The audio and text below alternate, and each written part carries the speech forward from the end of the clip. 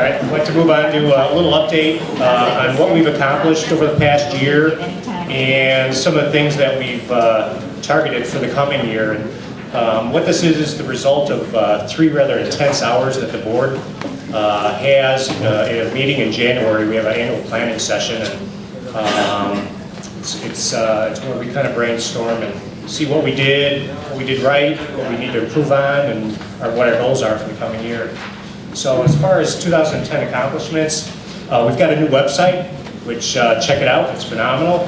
We're still adding some bells and whistles to it, but our last one was not from this century, so I think it's a big improvement. And I'd like to thank Al Scott, Kevin Schwarm, and Bill Lowy for all the help that they did with that. We have a new executive director that's just gotten through her first full year. Pam Hume is phenomenal. And she's a big reason why we're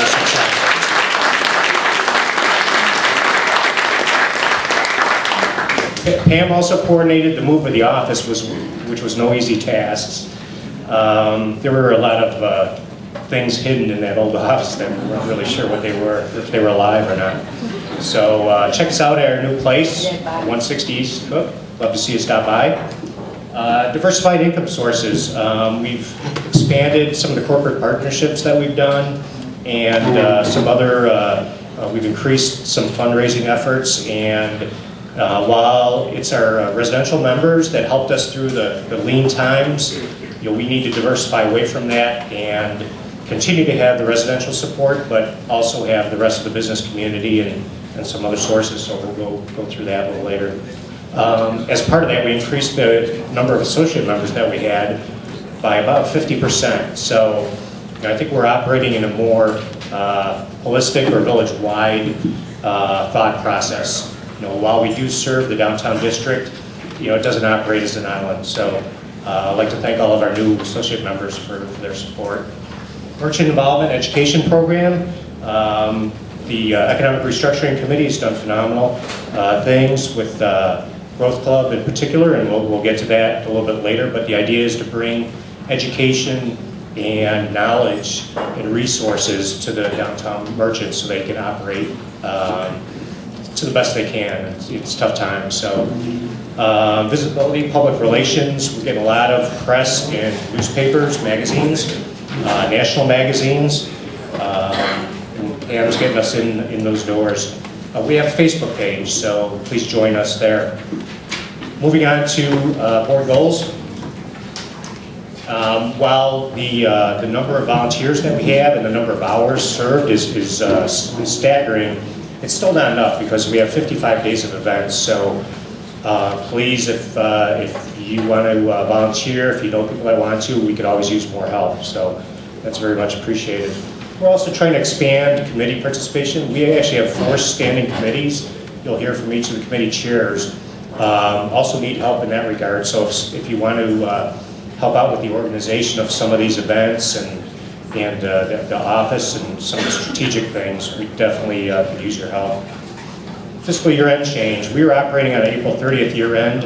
Everything we do basically is on a calendar year. It's the calendar year of events from January through December, so we changed our fiscal year end, which is good.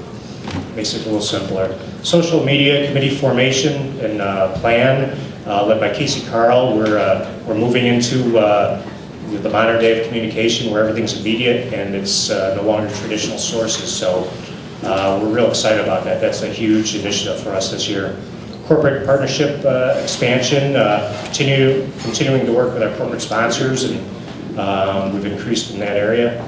Marketing and PR budget and program. For the first time, we've actually have a formal marketing and public relations budget. So part of our success here is being put back into continuing to build this community as a destination, bring people into town. And charitable giving endowment programs. Thanks to the wonderful Lentini family, and we'll get to that in a bit. They were thoughtful enough to keep us in their thoughts in memory of Don. So that's our goals for the coming year. We got a lot to do. We could use help. Please let us know if you can help us. And Pam's going to give her executive director update.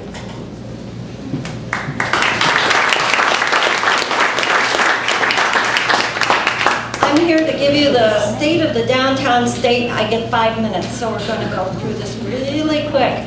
We are so proud in the midst of this economic struggle that we are all in. Look at the new businesses that have come into the downtown. There's 8 of them this year.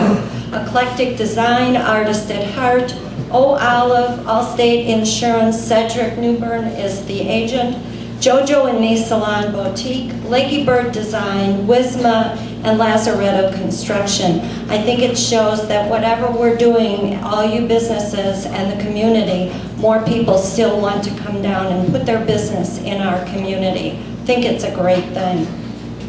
I also wanted to talk about the building at 133 East Cook. I'll bet you're wondering what that is going to be, because that was the old Main Street building for 18 years. Amazing Cosmetics has bought the building. That's the way it looks now, and that's the way it's going to look in the summer.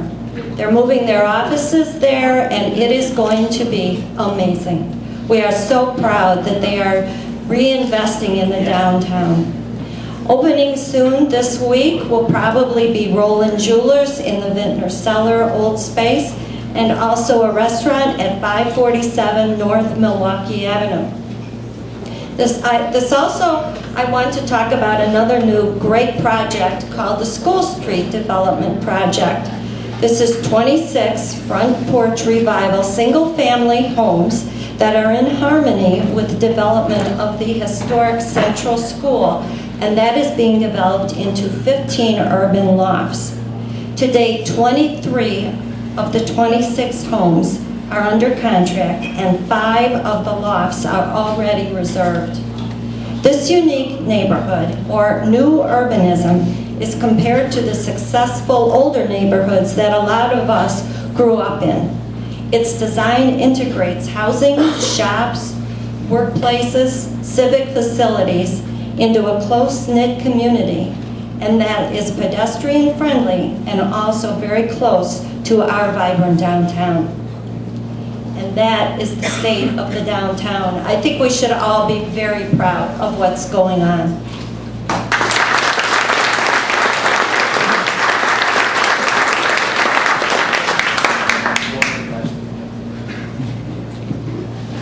Great, thank you, Pam. I'm going to bring up Jim Maleka now for the Treasurer's Report.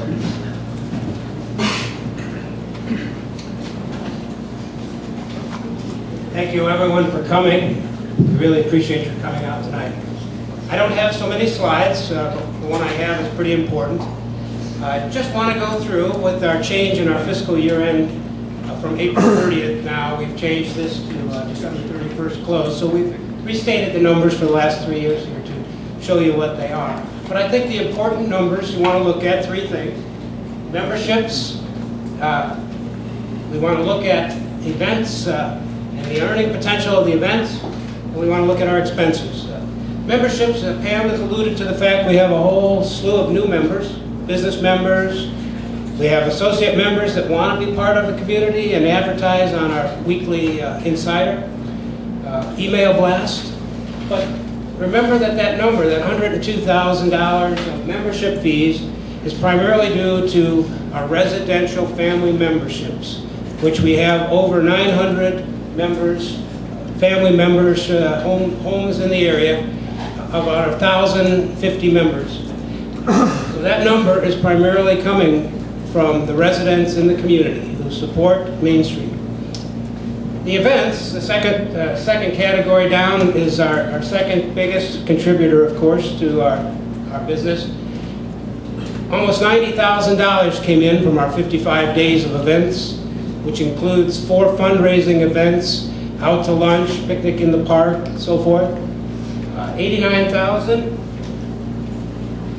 of which the 4 fundraising events total 57,000 of that. So our 4-day events, golf outing, and our street dance and so forth represented 57 of that 89, but the other 55 days brought in almost equal to our memberships.